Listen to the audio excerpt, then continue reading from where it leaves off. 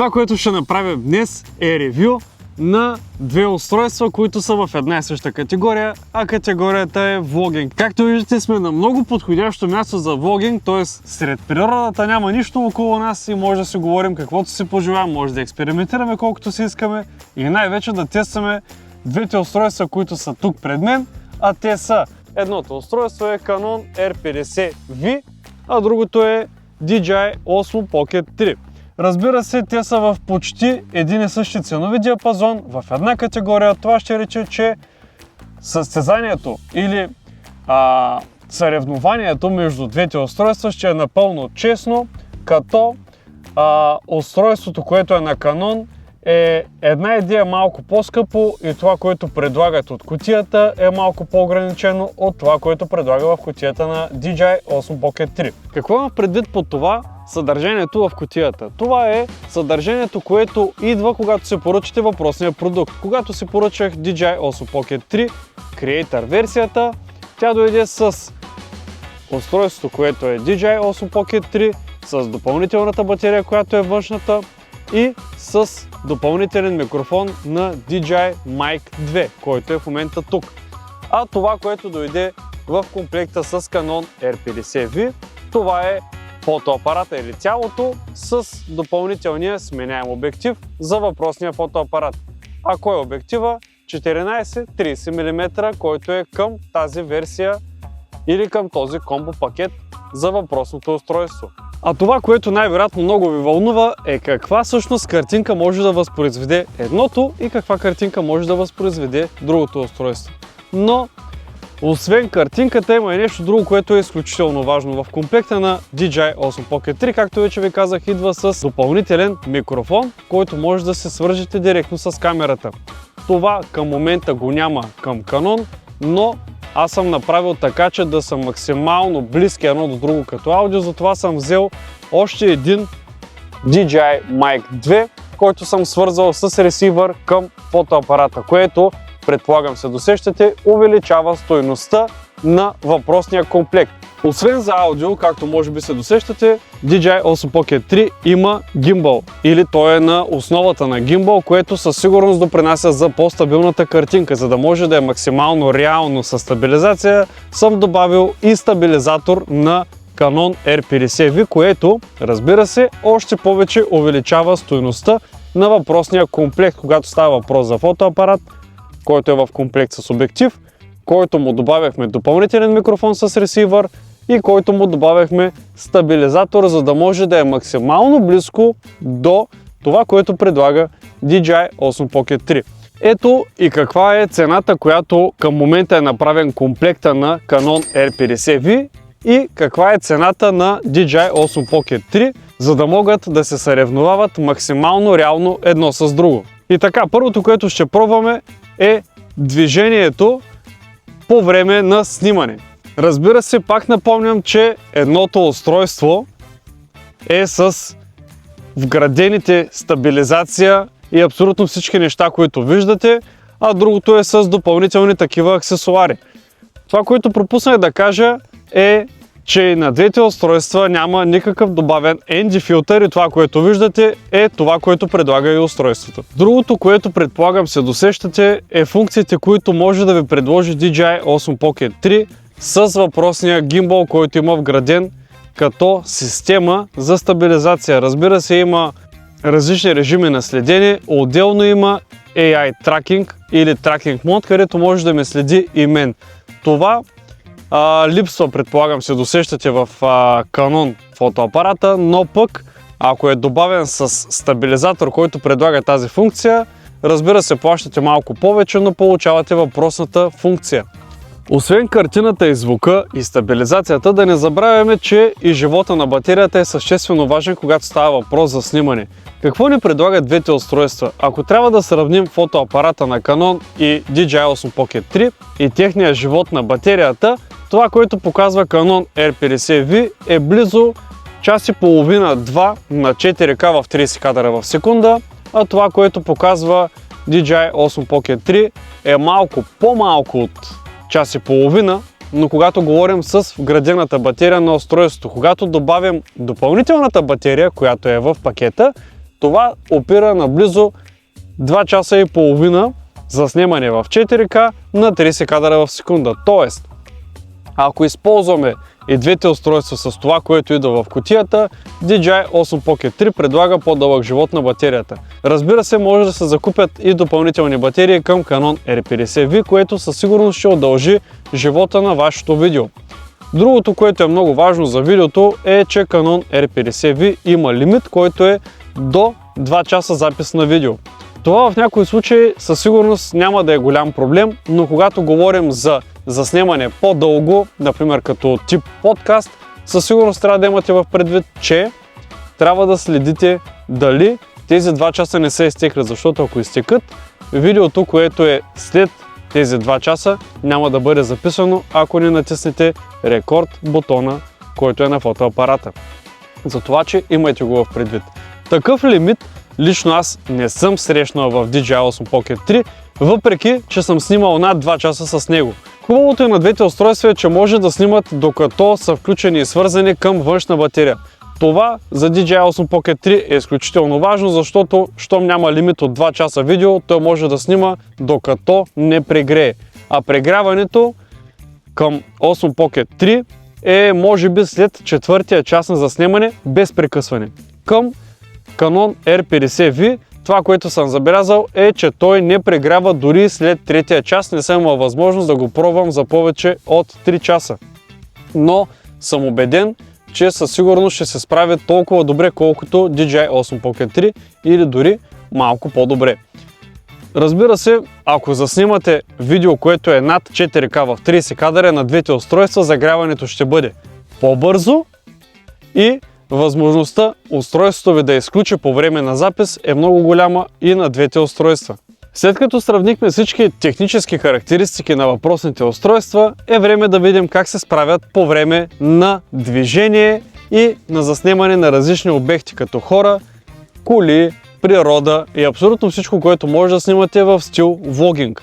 Аз лично не съм сигурен, че този стил все още се практикува по този начин, който преди се практикуваше, но щом и двете камери се водят в тази категория, нека ги изпробваме с това, което е удачно да се заснеме в тази категория.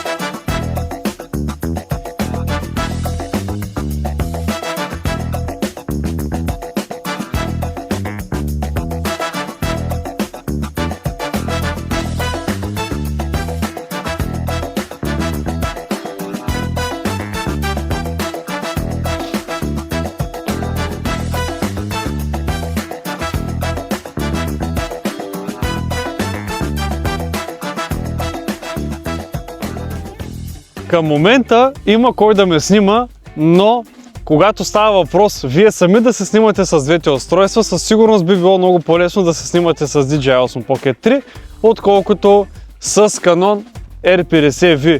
Разбира се, има такива стойки и адаптери, които могат да предоставят тази възможност за влогинг, но със сигурност не е много удобно да влогвате с камера, която не е от най-леките. Разбира се, доста по-лека от професионалните камери, но все пак е доста по-тежка от DJI Osmo Pocket 3, което, когато става въпрос за влогинг и за нещо джобно и компактно за пренасене, когато ходите на почивки, на travel влогинг, където другаде сте преценили да си използвате камерата, но тя, разбира се, трябва да бъде компактна, за да се побере във вашия багаж, със сигурност бих предпочел DJI Osmo Pocket 3, но пък вие ще се прецените, ако качеството ви харесва повече на Canon R50V, да се вземете нея, защото не е чак толкова голям фотоапарат или толкова голям хибриден фотоапарат. Ако се чудите капацитета на картата памет, която може да се справи с двете устройства, към момента и на двете устройства записвам с карта памет 512 ГБ. Разликата е, че на DJI Osmo Pocket 3 картата е microSD карта, а на Canon R50V е SD карта, което предполагам се досещате, има голяма разлика, когато става въпрос за покупката на едната и за покупката на другата карта, но не е покупка, която не може да си позволите, когато става въпрос за карта памет, защото много добре знаете, картите памет са изключително важни и е изключително важно да имате поне 2 карти памет, когато става въпрос за дълго пътуване, за дълъг запис. Хубавото на възможността да събирате по-голям капацитет от карта памет е, че може да заснемете по-дълго видеоматериали, които да съхранявате в картата памет, и разбира се, ако имате повече от една карта памет, ви дава възможност да съхраните въпросните видеа, които сте заснели, и когато се върнете от въпросната почивка или от въпросното събитие, на спокойствие да си ги прехвърлите на компютъра, на лаптопа или на устройството, от което обработвате, за да може да си обработите на спокойно абсолютно всички видеа, без да бързате, без да се тревожите, че картата ви или пространството, с което разполагате за заснемане, е ограничено. Но това са съвети, които аз ви давам. Това, което ви съветвам, е да вземете възможно най-големия капацитет, който може да си позволите, съобразен с вашия бюджет. В момента изпробваме и влог опцията на двете камери, като за опция за влогинг. Както виждате, разстоянието, което са и на двете устройства, е едно и също. Разликата е, че на Canon R50V картината е малко по-близка, понеже обектива, който е сложен, е 14-30 мм, а на DJI Osmo Pocket 3 е малко по-отдалечено.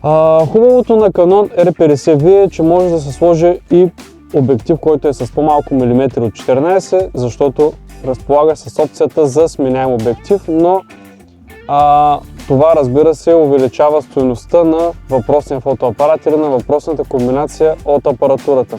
Хубавото е, че това ревю го правя може би 3 месеца след като имам и последната камера, която в случая е Canon R50V, а първо, разбира се, както вече знаете, имах камерата DJI Osmo Pocket 3. За тези 3 месеца, в които имах и двете камери, аз съм ги използвал и двете, за да се направя лични тестове, за да съм сигурен, че това, което ви давам като информация, е тествано, достоверно и обратната ми връзка ще е напълно реална за човек, който тепърва решава да си взема техника, която да използва да снима себе си, клиповете, които иска да прави за негови приятели или дори и за клиенти, които тепърва започват бизнес и нямат голям бюджет, за да си позволят по-скъп видеограф, както и човек, който след това ще обработи и видеята.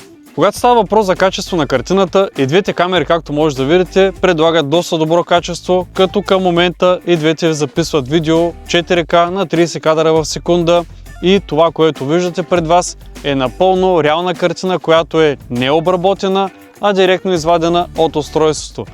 След малко ще ви покажа и картина, която е обработена, за да видите какво може да се обработи на едната камера, какво може да се обработи и на другата камера.